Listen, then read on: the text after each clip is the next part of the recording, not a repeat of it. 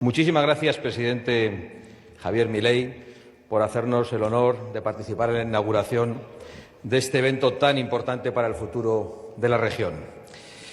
Pero muchas gracias sobre todo por las alegrías que nos das todos los días, por las cosas que dices para todo el mundo. Y muchas gracias por las alegrías que das a millones de personas a lo largo y ancho del mundo con tu discurso valiente y con tus actos que se corresponden con tu discurso.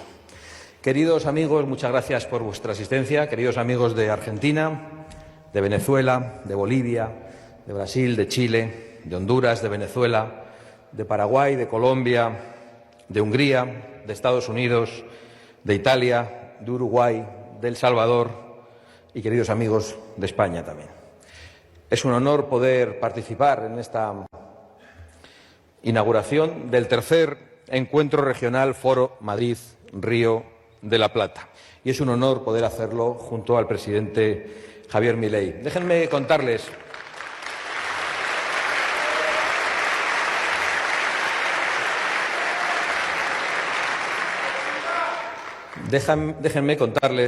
con toda humildad que la iniciativa de la constitución del Foro de Madrid partió hace 3 años de un pequeño grupo de Vox y de la Fundación Disenso, pero hoy es vuestra, hoy es de todos nosotros, de todos los que en Europa, en Iberoamérica, en todo Occidente estamos preocupados por el ataque a la libertad, a la democracia, al Estado de Derecho y a los pueblos a los que queremos representar. Es de todos nosotros y creo honradamente que este foro tiene mucho que decir en el futuro. Pero sí quiero compartir con ustedes una reflexión, y es por qué se decidió impulsar este foro. Y la reflexión es muy sencilla. La podrían entender hasta los niños. Los malos están unidos y los buenos estábamos desunidos y desorganizados. Los que aprovechan el poder, el miedo y el dinero del narco para quitarnos las libertades están unidos. Los que suben impuestos para masacrar a sus propios pueblos están unidos. Los que confiscan la propiedad privada en todas las naciones están unidos. Los que prohíben la libertad de pensamiento, la libertad política, la libertad de empresa, la libertad de educación, tanto a familias como a profesores, están unidos.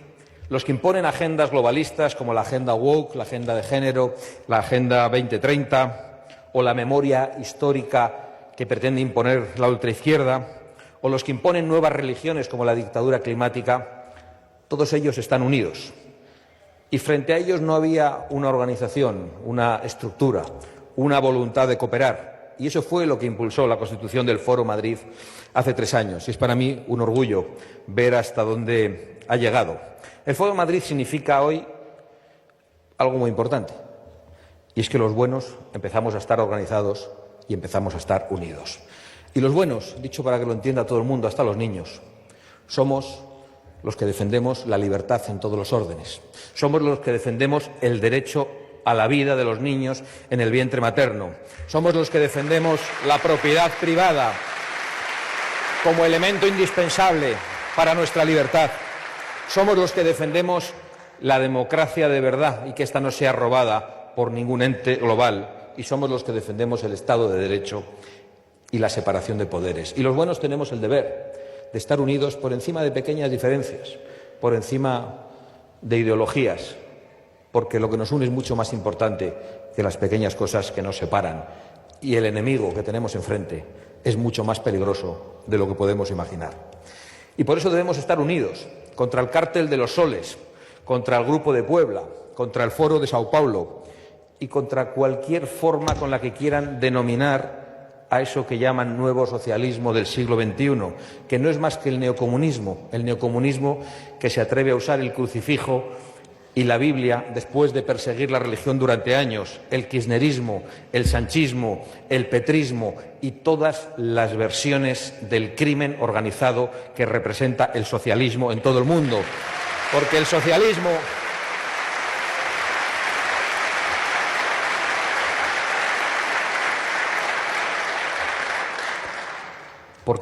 es un crimen organizado y por eso necesita el Estado, para arrebatarnos aquello que nos pertenece. Por eso necesita la fuerza del Estado, la coerción, para quitarnos la libertad, para quitarnos nuestra propiedad e incluso para arrebatarnos a nuestros hijos y el derecho a educarlos como queramos. Hace un año no nos imaginábamos aquí, y no nos imaginábamos aquí porque en Argentina gobernaba el kirchnerismo, el socialismo que ha empobrecido a esta patria. Pero hoy uno de los nuestros, permíteme llamarte así, querido Javier, querido presidente de la nación argentina, uno de los nuestros ha obtenido una victoria apabullante en su propia patria. Una victoria en volandas de su propio pueblo. Una victoria impulsada por el cariño de millones de argentinos. Y hoy sigue siendo, después de un año de medidas difíciles, de medidas complicadas, después de esas afirmaciones y esas verdades de no hay plata, después de prometer sangre, sudor y lágrimas para salir adelante, hoy mantiene el cariño de su pueblo. Según venía para aquí, veía una pintada desde el coche que decía «Te amo, Milei». En España, Pedro Sánchez no ve pintadas de este tipo por las calles. Y no solo eso, el presidente Javier Milei se ha convertido en un líder global. No solo le escuchan en Argentina, no solo en Iberoamérica, no solo en las naciones de habla hispana, no solo en Estados Unidos. Le escuchan en toda Europa y le escuchan en todo el mundo.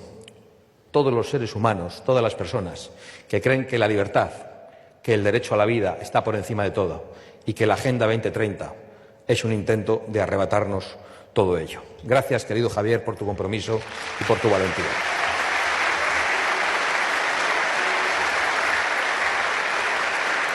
Los viajes de Javier Milei por el mundo son un buen ejemplo de ese cariño que tiene Argentina y que se reproduce en otros lares. Allá donde va lo escuchan cientos y miles de personas y se agolpan en el exterior otros tantos que quieren verle pasar, que quieren saludarle, que quieren aplaudirle, porque están agradecidos y esperanzados por esta batalla por la libertad que con tanta fuerza has iniciado en esta querida Argentina. Y además esos viajes son un contraste con el viaje de otros.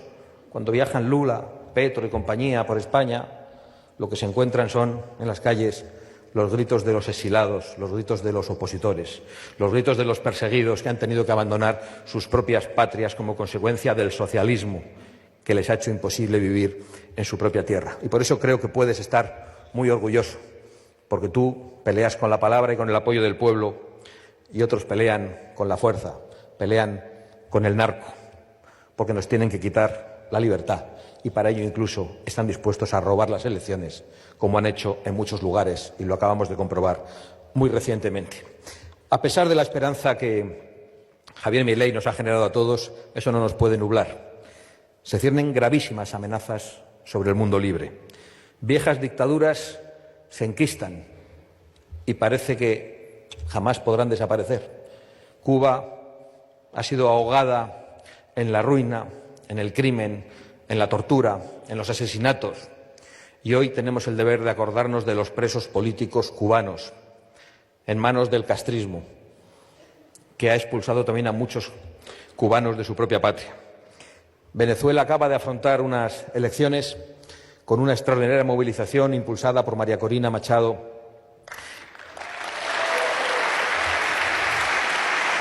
y encabezada por Edmundo González Urrutia, que ha obtenido el respaldo mayoritario y una apabullante e increíble victoria en Venezuela frente al tirano Maduro. Pues bien, el tirano ha respondido como responden los tiranos, con represión, con torturas, con detenciones y con crímenes, desafiando a todo el mundo, amenazando, haciendo intervenciones verdaderamente delirantes y ridículas, impropias de cualquier representante. Pero lo ha hecho, se ha envalentonado, incluso hasta el punto de ordenar la detención del ganador de las elecciones, Edmundo González Urrutia, por culpa de una parte de la comunidad internacional, que no ha sido lo suficientemente contundente, lo suficientemente valerosa para defender la victoria del pueblo venezolano frente al tirano.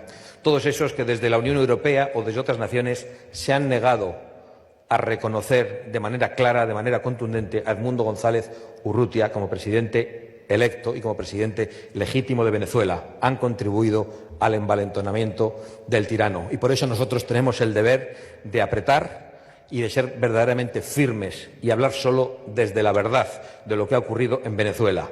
Y hoy en Venezuela se ha robado la libertad y se ha robado las elecciones al pueblo que había pedido un cambio de una manera tan mayoritaria. Y Las libertades también están siendo atacadas de otras maneras. Están siendo amenazadas en países democráticos, en viejas democracias consolidadas en las que había estados de derecho, en las que se respetaban las libertades de todo tipo.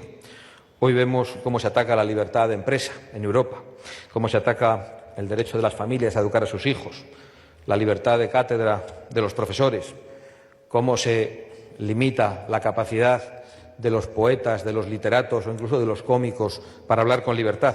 Pero no solo es eso. Hemos visto hasta dónde están dispuestos a llegar.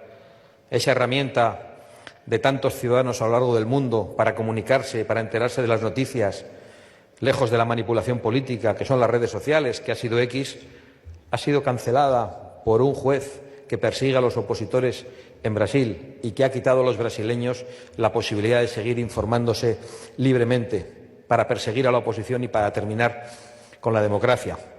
Contra las propias leyes brasileñas lo han hecho, pero no solo allí. Un comisario europeo de la Unión Europea, un gobernante de la Unión Europea, ha amenazado también a la red social X y a todos aquellos que la necesitan para informarse y para poder expresarse en libertad. Y no solo eso, en Estados Unidos también la candidata Kamala Harris ha amenazado a la red social X defendiendo lo que ha ocurrido en Brasil y ha dicho que se le han terminado los privilegios.